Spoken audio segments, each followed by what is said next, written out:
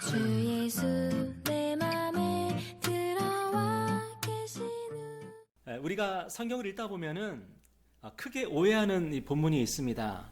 대표적인 본문이 욥기 8장 7절 말씀입니다. 여러분이 잘 아시는 말씀인데, 내 시작은 미약하였으나 내 나중은 심히 창대하리라. 여러분 이 말씀 한 번쯤은 들어보셨죠? 우리가 상점이나 가정을 방문해 보면 이 구절을 담은 성구액자를 자주 볼 수 있습니다.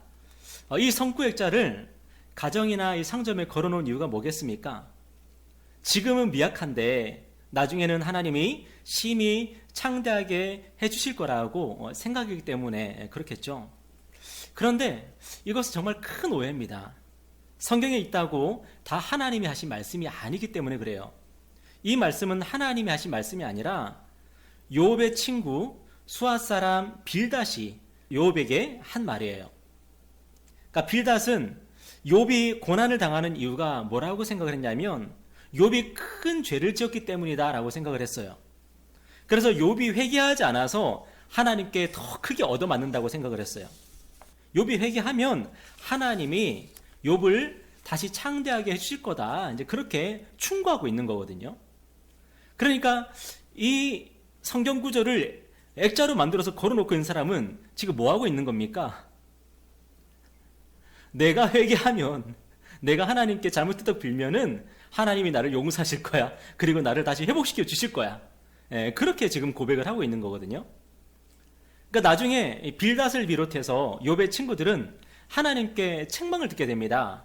그들은 욥이 왜 고난을 당하는지 알지도 못하면서 욥에게 충고하고 그런 말들을 했던 거예요. 그런데 많은 사람들이 이 구절이 빌닷이 한 말인 것도 잘 모르죠.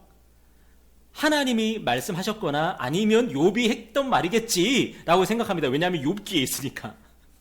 여러분, 우리가 성경을 읽어도 잘 읽어야 되겠죠, 그죠? 성경을 오해하면은 우리의 신앙에, 우리의 믿음에 큰 변형이나 왜곡이 일어나게 되는 거예요. 오늘 본문도 마찬가지입니다. 오늘 본문도 우리가 많이 오해하는 본문이에요. 조금 전에 말씀드린 욥기 8장 7절은 사실 성경 전체로 보면은 그렇게 중요한 말씀은 아니에요. 우리가 몰라도 되는 말씀이에요, 사실은. 그래서 어쩌면은 그 욥기 8장 7절 말씀을 오해를 해도 크게 문제가 될 것이 없습니다, 사실은. 그런데 오늘 본문은 성경에서 매우 중요한 본문이에요. 그러니까 성경의 핵심 주제를 담고 있는 본문 가운데 하나예요. 여러분, 성경 속에서 우리가 이거는 핵심 구절이야, 이거는 핵심 본문이야 라고 말할 수 있는 것들은 어떤 게 있냐면은 하나님께서 우리 인간에게 어떤 언약을 맺으시는 그런 장면이에요. 하나님께서 언약을 맺으실 때, 하나님께서 어떤 약속을 주시는 그런 장면들은 굉장히 중요한 장면인데 오늘 본문이 바로 그러한 본문이에요. 때문에 오늘 본문을 우리가 오해한다면 큰 일이 일어날 수가 있습니다. 우리는 신앙의 중요한 진리를 잘못 왜곡해서 알게 되고요, 왜곡해서 이해할 수 있게 되는 거죠. 많은 사람들이 오늘 본문을 어떻게 이해합니까? 다윗이 하나님의 성전을 건축하겠다고 하니까 하나님이 기뻐하시면서 다윗에게, 야, 이런 반가운 일이 있나? 내가 그렇게 기다리던 그 성전 건축을 네가 하는구나. 하나님이 기뻐하시면서 다윗에게 복을 내리셨다. 보통 우리가 그렇게 이해를 하고 있습니다.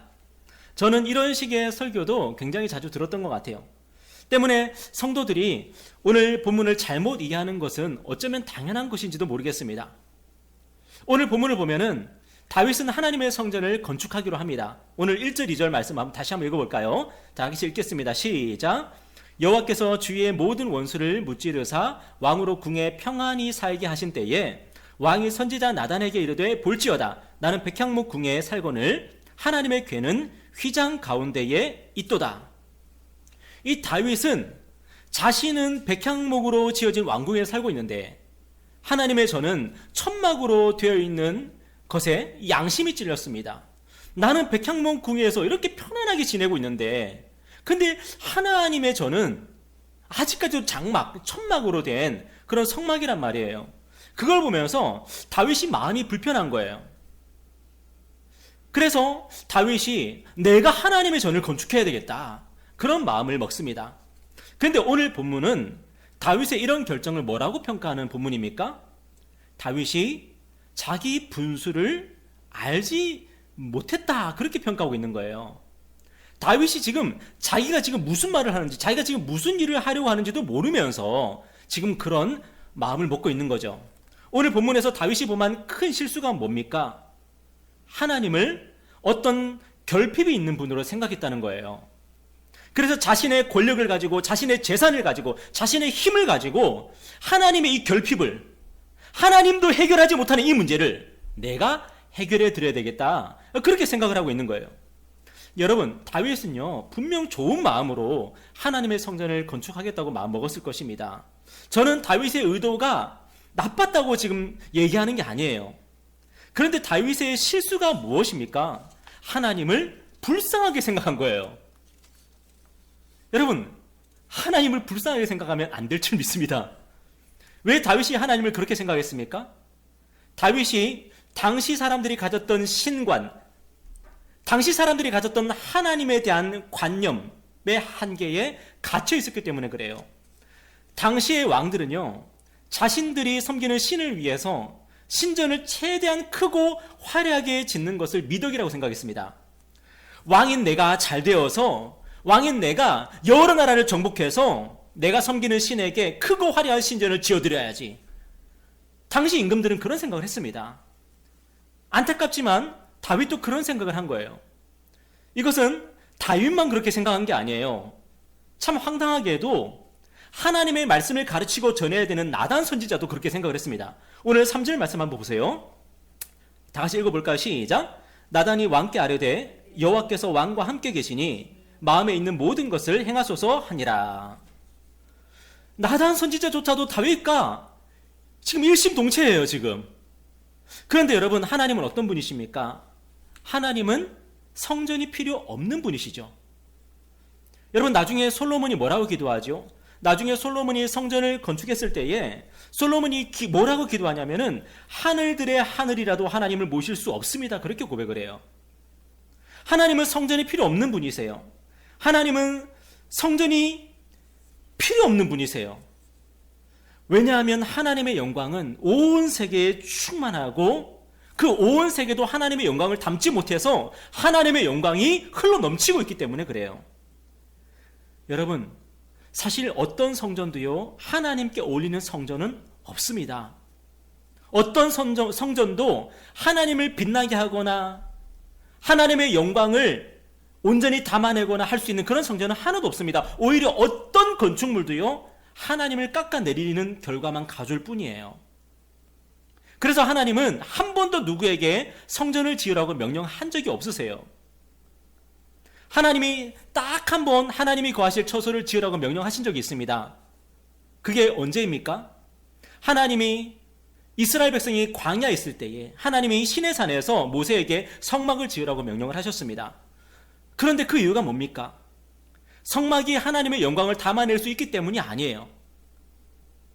하나님이 어디 계실 곳이 필요한데 계실 곳이 없다 보니까 야, 빨리 성막을 지어서 내가 거기 좀 살게 해주라, 그런 차원에서 성막을 지으라고 한 것도 아니에요.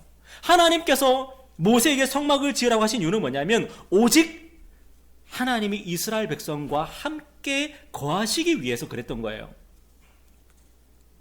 다윗은 경건한 사람입니다. 제가 다윗을 폄하하는 것은 절대로 아니에요. 그러나 다윗은 자신이 건축하는 성전이 하나님께 어울릴 거라고 착각을 하는 거예요. 자신이 건축하는 성전에 하나님을 모시면 하나님이 좋아하실 거라고 착각을 하는 거예요. 다윗은 하나님을 진정으로 예배했던 예배자였습니다. 그러나 그런 다윗조차도 하나님을 오해하고 있고요, 하나님을 과소평가하고 있습니다. 저와 여러분도 마찬가지예요. 우리도 하나님을 과소평가하기 너무 쉬워요. 우리도 하나님을 오해하기가 너무 쉽습니다. 우리가 죄를 범하거나 실수하는 이유가 뭡니까? 많은 경우에 하나님을 잘 모르기 때문에 그렇고요, 하나님을 오해하기 때문에 그래요. 왜 우리가 봉사하고 헌금을 하죠? 여러분도 모두 다 봉사를 참 열심히 하시는 분이고 헌금도 참 열심히 하시는 분입니다. 선교도 참 열심히 하시는 분입니다. 그런데 우리가 왜 봉사하고 헌금하고 선교하고 왜 하죠? 하나님이 불쌍히 해서 봉사하고 헌금하고 선교하는 것이 아닙니까? 가끔 하나님을 불쌍하게 만드는 기도나 찬양을 듣게 됩니다. 그런 기도나 찬양을 들으면은 내가 봉사해야 되겠구나. 내가 헌금해야 되겠구나. 내가 선교를 가야 되겠구나. 내가 안 가면 누가 가리? 내가 안 가면은 하나님이 나에게 그렇게 말씀하시겠지. 너 마저 안 가면 누가 가니? 병규야 제발 좀 도와다오. 여러분, 그런 기도나 찬양을 제가 들으면서요, 실제로 참 동기부여가 됐어요. 맞아. 내가 선교 안 가면 누가 가? 내가 봉사 안 하면 누가 해? 내가 헌금 안 하면 누가 헌금해? 여러분, 그렇지만 우리가 봉사하지 않아도요, 우리가 헌금하지 않아도요, 하나님은 아실 거 하나도 없으십니다. 우리가 하나님을 찬양하지 않으면 하나님은 돌들을 시켜서 하나님을 찬양하게 하시는 분이십니다. 우리가 찬양 안 한다고 하나님 아실 거 하나도 없으세요. 하나님이 성냥팔이 소녀입니까? 제가 어렸을 때 성냥팔이 소녀 이야기를 읽으면서 성냥 사세요, 성냥 사세요, 너무 불쌍했어요. 여러분, 우리 하나님이 우리의 봉사와 우리의 헌금과 우리의 선교를 구걸하시는 분이십니까? 여러분, 하나님은 우리에게 그저 은혜를 베푸시는 분이십니다. 하나님은 그저 우리를 긍휼히 여기시는 분이십니다. 하나님은 그저 우리에게 자비를 베푸시는 분이십니다. 혹시 하나님이 우리에게 봉사하라고 하셨습니까? 혹시 우리에게 헌금하라고 하셨습니까? 혹시 우리에게 선교하라고 하셨습니까? 그러면요, 그저 감사할 뿐이에요. 나에게 그런 일을 맡겨주십니까? 나에게 그런 일을 하게 해주시는 겁니까? 그저 우리는 감격하는 거죠. 하나님이 우리에게 한 번도 그것을 구걸하신 적이 없으셔요. 하나님은 크고 웅장한 성전을 원하시는 분이 아니십니다. 하나님은 천막으로 지은 성막 가운데 임재하시는 분이십니다. 왜 그렇습니까? 이스라엘 백성을 사랑하셔서 그들과 함께 하시기 위해서. 오늘 6절 말씀 보세요. 다 같이 읽어보겠습니다. 시작. 내가 이스라엘 자손을 애굽에서 인도하여 내던 날부터 오늘까지 집에 살지 아니하고 장막과 성막 안에서 다녔나니. 여기서 집이라는 건 뭐냐면 성전을 말하는 거예요. 하나님이 모세에게 성막을 지으라고 말씀하신 이유가 뭐라고요? 하나님의 영광이나 하나님의 위엄을 뽐내기 위한 게 아니에요. 오직 이스라엘 백성과 함께 하시기 위해서, 하나님이 저 높은 하늘에서 이곳 가운데 내려오시기 위해서 성막이라고 하는 것을 만들라고, 그 거룩한 장소를 만들라고 하나님이 말씀하신 거예요. 하나님은 거룩하신 분인데 그 거룩하신 하나님이 이스라엘 백성과 함께 하실 때에 이스라엘 백성들은 어떤 존재입니까? 죄인들이잖아요. 그죠? 이스라엘 백성들은 죄인들이기 때문에 나는 너희와 다른 거룩한 하나님이야.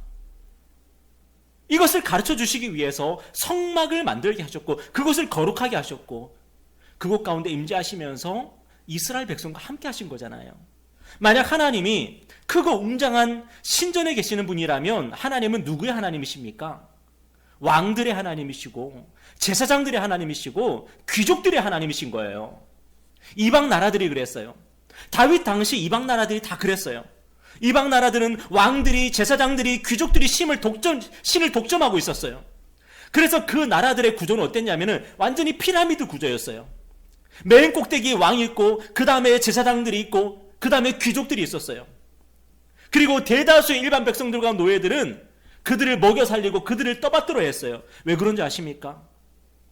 소수의 권력자들이, 왕들이, 제사장들이, 귀족들이 신을 독점하고 있었기 때문에 그래요. 크고 웅장하고 화려한 신전을 만들어 놓고 그곳 가운데 신을 모셔놓고 이 신이 바로 우리 신이야, 이 하나님이 우리 하나님이야 하면서 백성들을 위해 군림했던 거예요. 그런데 이스라엘의 하나님은 어떤 분이십니까? 우리가 믿는 하나님은 어떤 하나님이십니까? 가장 약한 자, 가장 낮은 자와 함께 하시는 하나님이신 거예요. 그래서 누구나 하나님께 나올 수 있도록 천막을 지어서 천막으로 성막을 만드셔서 그곳 가운데 임재하신 거예요. 여러분 성경을 읽어보면은 이스라엘 백성들은요 누구나 하나님께 나아갈 수 있었습니다.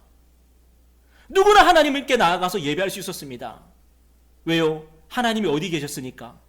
크고 웅장하고 화려한 신전에 계신 하나님이 아니라 천막으로 지어진 성막 가운데 계신 하나님이셨기 때문에 그래요. 누구나 하나님께 나아가서 제물을 드릴 수 있었고 누구나 하나님께 나아가서 기도할 수가 있었던 거예요. 하나님은 하늘들의 하늘이라도 모실 수 없는 하나님이십니다. 그런 하나님이 가장 낮은 자들, 가장 약한 자들을 위해서 낮아지고 또 낮아지신 거예요. 이것을 뭐라고 부릅니까? 임마누엘. 하나님이 우리와 함께 계신다. 그런데 임마누엘의 절정이 무엇입니까? 하나님의 아들이 육신이 되어 사람으로 이 땅에 오신 거예요. 예수 그리스도께서 이 땅에 오실 때에 어디 오셨습니까? 마구간의 말구유에 오셨습니다. 왜 그렇습니까? 누구나 예수님을 만날 수 있도록, 누구나 예수님을 배울 수 있도록 아무런 장벽이 없는 곳에, 누구나 찾아올 수 있는 곳에 예수님께서 임하신 거예요. 당시 사회에서 가장 낮은 계급 중에 한 부류가 어떤 부류였냐면 목자들이었습니다. 그런데 예수님이 이 땅에 오셨을 때에 가장 먼저 예수를 만난 사람들이 누구예요? 목자들이에요. 목자들이 예수님을 가장 먼저 배웠어요. 그리고 예수 그리스도는 이 땅에 계실 때 누구를 만나 주셨습니까? 귀신 들린 자들을 만나 주셨습니다. 나병 환자들을 만나 주셨습니다. 혈루증 여인을 만나 주셨습니다. 창기들을 만나 주셨습니다. 세리들을 만나 주셨습니다. 그리고 유대인들이 개라고 일컫던 이방인들도 만나 주셨습니다. 그들은 어떤 사람들입니까? 그들은 성전에 들어갈 수 없었던 사람들입니다. 그들은 부정한 사람들이었기 때문에 감히 성전에 들어갈 수 없었던 사람들이고, 이방인들은 이방인의 뜰까지만 들어갈 수 있었고, 여인들은 여인의 뜰까지만 겨우 들어갈 수 있었습니다. 그런데 예수 그리스도는 그 모든 사람들을 만나 주셨습니다. 그 모든 사람들을 만나 주셨을 뿐만 아니라 먼저 그들을 찾아가셔서 그들을 만나 주셨습니다. 오늘도 하나님이 우리와 함께 하십니다. 오늘도 하나님은 우리를 만나 주십니다. 그리고 놀랍게도요, 저와 여러분을 하나님이 거하실 처소 성전으로 삼아 주셨습니다. 여러분은 하나님의 성전인 것을 믿으십시오. 나 같은 죄인이 어떻게 하나님의 성전이 될 수가 있어요? 아니요. 하나님이 여러분을 성전으로 삼으셨습니다. 나같이 부정한 사람이 어떻게 하나님을 모실 수가 있습니까? 아니, 하나님이 여러분을 성전으로 택하여서 여러분을 성전으로 삼으셨습니다. 어떻게 해요? 예수 그리스도의 보혈로 여러분을 깨끗하게 하셨기 때문에 그렇습니다. 하나님이 우리와 함께 하십니다. 임마누엘, 그 놀라운 일이 오늘도 저와 여러분의 삶 속에 이루어지고 있습니다. 하나님은 다윗에게 성전을 건축하라고 명령하신 적이 한 번도 없습니다. 그 누구에게도 성전을 지어달라고 하신 적이 없으십니다. 오히려 다윗이 성전을 건축하겠다고 하니까 하나님이 당황하셨어요. 오늘 5절 한번 읽어볼까요? 시작. 가서 내 종 다윗에게 말하기를 여호와께서 이와 같이 말씀하시되 내가 나를 위하여 내가 살 집을 건축하겠느냐. 그리고 다윗에게 뭐라고 말씀하셨어요? 11절에 보면요, 여호와가 또 내게 이르노니 여호와가 너를 위하여 집을 짓고. 네가 나의 집을 짓겠느냐? 내가 너의 집을 짓겠다. 여러분, 하나님은 누구십니까? 우리가 지어드리는 성전을 얼씨구나 하면서 받으시는 분이십니까? 아닙니다.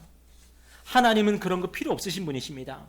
오히려 하나님은 우리에게 집을 지어주시는 분이십니다. 다윗아, 네가 나의 집을 지어준다고? 내가 너의 집을 지어주는 거야. 내가 너의 나라를 세워주는 거야. 다윗은 착각했습니다. 내가 권력이 있으니까, 내가 재력이 있으니까, 내가 엄청나게 많은 군대를 보유하고 있으니까, 내가 주변 나라들을 다 이기고 승승장구하고 있으니까 나는 하나님의 성전을 지을 자격이 있는 사람이야. 아니요. 그 누구도 하나님의 성전을 지을 자격이 있는 사람 아무도 없습니다. 하나님이 다윗의 집을 지어주시는 것이고 하나님이 다윗의 나라를 세워주시는 겁니다. 우리가 자주 착각하는 것이 바로 이거예요. 우리의 경건, 우리의 믿음, 우리의 의로 하나님을 섬길 수 있다고 생각을 합니다. 하나님과 동행할 수 있다고 생각을 합니다. 우리가 열심히 신앙생활하면 천국의 끝자락은 내 힘으로 갈 수 있을 거라고 생각을 합니다. 그런데 하나님은 한 번도 우리에게 하늘로 올라오라고 말씀하신 적이 없으세요. 왜 그렇습니까? 우리가 걸어온 길을 뒤돌아보면 우리의 경건, 우리의 믿음, 우리의 의는 전부 다 더러운 것들이에요. 우리가 행한 것을 보면은 전부 죄 지은 것밖에는 없어요. 내 평생 살아온 길 뒤를 돌아보니 걸음마다 자욱마다 모두 죄뿐입니다. 우리가 어떻게 하나님을 섬깁니까? 우리가 어떻게 하나님에게 조금이라도 보탬이 될 수가 있습니까? 우리가 걸어온 길 뒤돌아보면요, 걸음마다 다 죄밖에 없어요. 우리의 역사는요, 다 죄 지은 역사밖에 없어요. 그래서 하나님은 우리에게 올라오라고 말씀하지 않으셨어요. 왜요? 우리의 경건, 우리의 믿음, 우리의 의 하나도 우리를 하나님께로 나아갈 수 있게 하는 것이 되지 못하기 때문에 그렇습니다. 하나님은 우리에게 올라오라고 말씀하시지 않으시고 하나님은 내가 내려가겠다고 말씀하셨어요. 그래서 말씀이 육신이 되어 우리 가운데 거하셨습니다.